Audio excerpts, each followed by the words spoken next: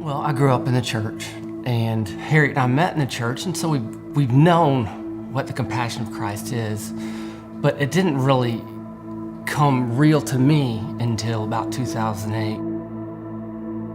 I remember distinctly driving around on my zero-turn mower in my backyard thinking, wow, I've had this huge house, I've got a beautiful family, I've got this nice mower, and I've got a great job with friends, and I'm completely discontent. And I remember that moment was the beginning of me turning inward, trying to please me and live life for me. And that was it was a bad decision. And that decision just led to more discontent, more frustration with where I was, more anger, and one small decision after one small decision negatively led me to the place where I was ready to just give it all up. I came home one day and told her the situation that I was in, and I pretty much thought the marriage was over. I was resigned to that.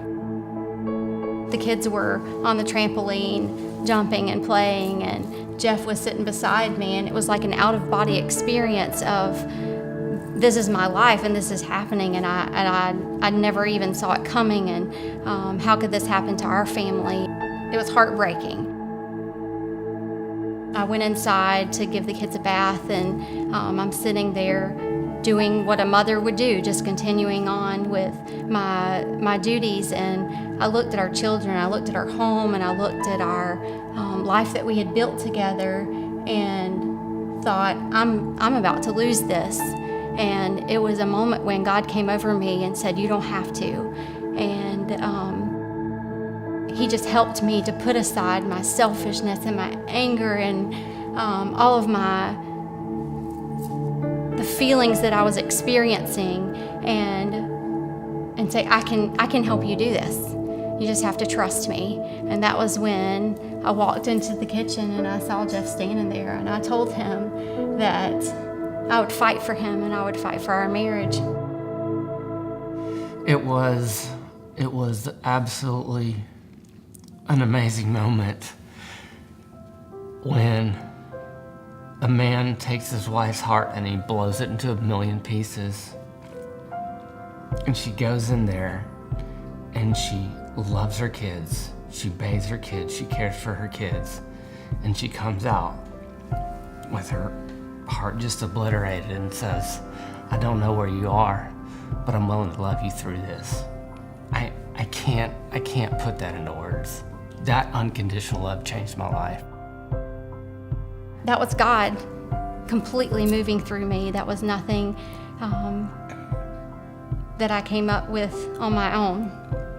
It was a couple weeks later that I had to get on my knees in my small office, and I just cried out to God, and I said, God, I cannot do this on my own, and I'm willing to surrender, but you've got to do it for me. You've got to help me. I cannot do it. And he started going to counseling every week.